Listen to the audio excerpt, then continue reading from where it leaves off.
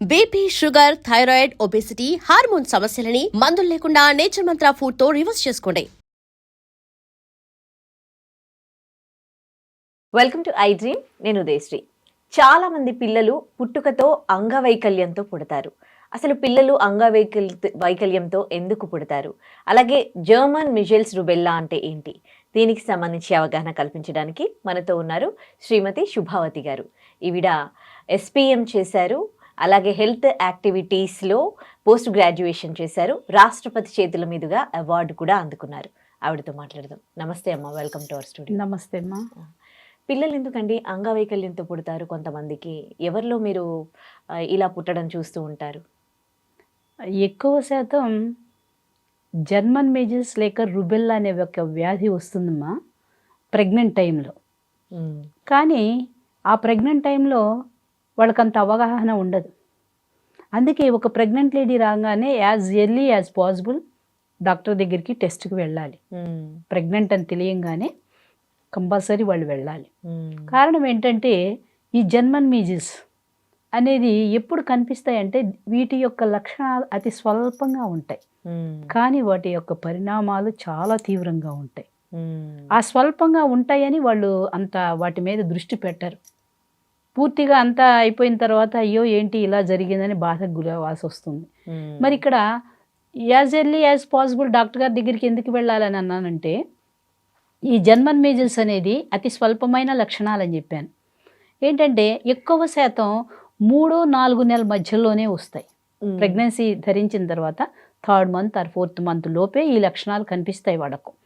అప్పుడు ఆ టైం ఏంటి, ఎక్కువ మార్నింగ్ సిక్నెస్, ఎక్కువ మంచం అతుక్కొని పడుకుంటూ ఉంటారు, అంత హుషారుగా కూడా ఉండరు.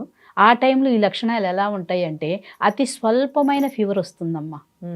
అది దానికి ఏమనుకుంటారంటే వాళ్ళు ఏముంది కొంచెం వేడి చేసింది, ఏదో నిన్న ఏమి తినబుద్ధి కాకపోతే ఏదో చట్నీ వేసుకుని తిన్నానో లేకపోతే ఏదో తిన్నాను, కారం వేసుకుని తిన్నాను, అలా కొంచెం ఒళ్ళు వేడి వచ్చిందని దాన్ని ప్రక్కన పెట్టేస్తారు, పట్టించుకోరు. 1 or 2 degrees మాత్రమే ఫీవర్ పెరుగుతుంది. నెక్స్ట్ వన్, అలా ఫీవర్ వచ్చిన తర్వాత వాళ్ళకి చంకల్లోనూ గజ్జల్లోనూ లింఫ్ గ్లాండ్స్ ఎన్లార్జ్ అవుతాయి. అంటే లింఫ్ గ్రంథులు అంటే వాళ్ళు మనం పెద్దవాళ్ళు కూడా అంటూ ఉంటారు, ఫీవర్ వస్తే మన గజ్జల్లో బిళ్ళగట్టిందిలే, ఆ ఫీవర్ తగ్గిపోగానే అది పోతుందిలే అని పెద్దవాళ్ళు చెబుతూ ఉంటారు. ఇలాగే దాన్ని కూడా ఈజీగా తీసేసుకుంటారు. ఓహో నిన్న కొంచెం ఒళ్ళెచ్చబడింది కదా, ఆ ఫీవర్ వల్ల ఆ గ్లాండ్స్ వచ్చినాయి, బిళ్ళలు కట్టినాయి, అవి పోతాయిలే అని కూడా దాన్ని సెకండ్ స్టెప్ తేలిగ్గా తీసుకుంటారు. 2వ లక్షణం. 3వ లక్షణం వచ్చేవరికి లోపల నాలిక అంతా కూడా పూసిపోయి ఉంటుంది, నోరంతా కూడా విపరీతంగా పూసిపోతుంది. ఓహో ఏదో మెడిసిన్స్ వాడుతున్నాను, ఆ మెడిసిన్స్ వల్ల ఏదో బాగా వెయిట్ చేసి ఉంటుంది, అందుకని నోరు నాలుక అంతా కూడా పూసిపోయి ఉంటుందన్న దాన్ని కూడా ప్రక్కన పెట్టేస్తారమ్మా. అది 3rd పాయింట్. 4th పాయింట్ వచ్చేవరికి ఒంటి మీద ఆ దద్దుర్లు వస్తాయి, ఎర్రగా కందినట్లు అలా దద్దుర్లు వస్తే దానికి ఏమనుకుంటారంటే వాళ్ళు నిన్న ఏదో లేకపోతే మెడిసిన్స్ వాడుతున్నాను, అదేదో ఎలర్జీ వచ్చి ఉంటుంది, లేకపోతే వంకాయ గోంగూర వేసుకొని తిన్నాను, దానివల్ల ఎలర్జీ వచ్చింది, దాన్ని కూడా ప్రక్కన పెట్టేస్తారు. చూడండి అమ్మ ఎంత స్వల్పమైన లక్షణాలు.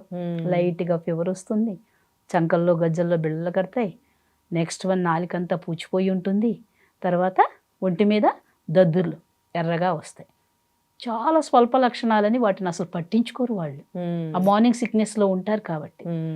కానీ అటువంటి పరిస్థితుల్లో డాక్టర్ గారి దగ్గరికి వెళ్ళి కీన్ అబ్జర్వేషన్ మీద ఇదేదో జరుగుతుందని కనుక అవగాహన కలిగి ఉన్నవాళ్ళు డాక్టర్ గారి దగ్గరికి వెళ్తే డాక్టర్ గారు ఎగ్జామ్ చేసి అప్పుడు లోపల బేబీ కండిషన్ ఎలా ఉందని చూస్తారు.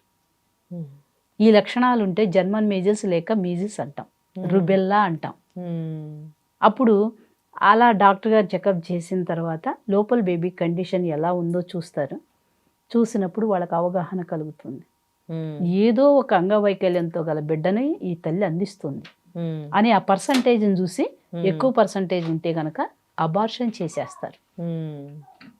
మరి అబార్షన్ చేయలేదనుకోండి, ఆ తల్లి ఎటువంటి బిడ్డలు అందిస్తుందంటే కంజెంటల్ హార్ట్ డిసీజెస్, పుట్టుకతో గుండెకు రంధ్రం గల బిడ్డలను అందిస్తుంది.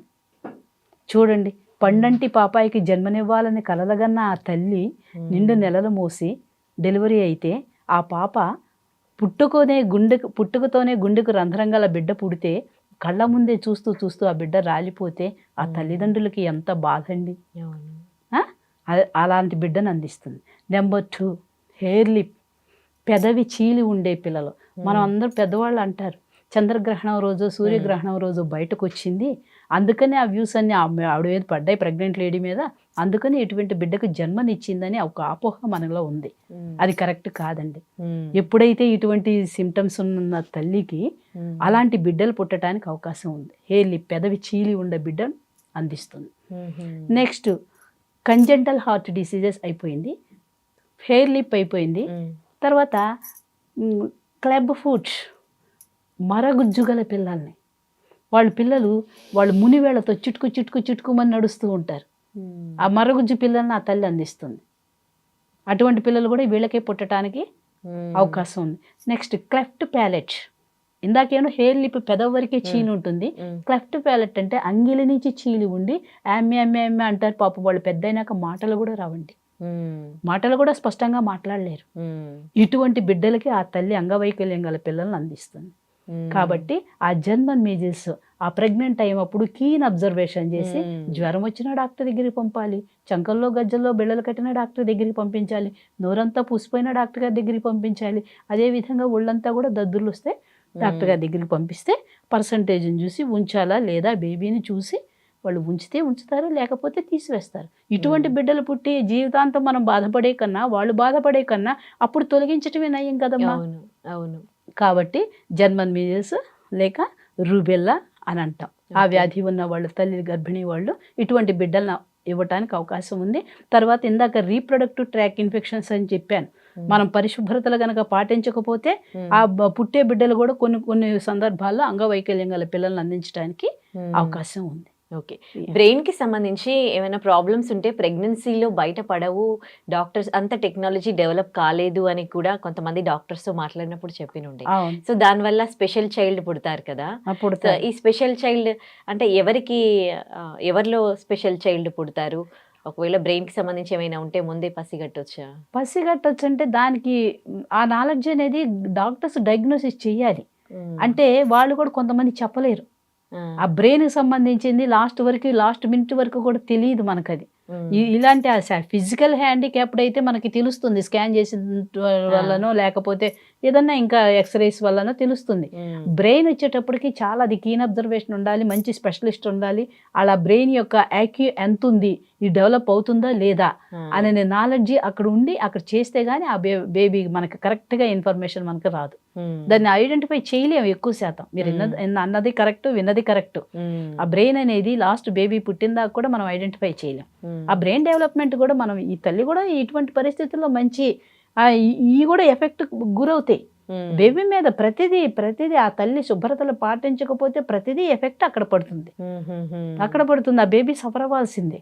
ఈ జర్మన్ మీజిల్స్ లో కూడా అటువంటి బ్రెయిన్ ఎఫెక్ట్ పిల్లలు కూడా పుట్టడానికి అవకాశం ఉంటుంది. ఇవన్నీ హెయిర్ లిప్, క్లెఫ్ట్ ప్యాలెట్ ఇవన్నీ మరుగుజ్జోళ్ళు పుడుతున్నారంటే బ్రెయిన్ ఏమన్నా వదిలిపెడతాయి? అవి వదిలిపెట్టవు కదండి.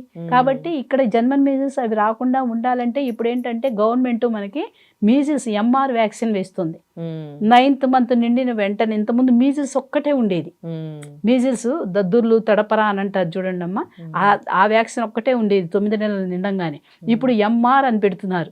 అంటే మీజిల్స్, రుబెల్లా.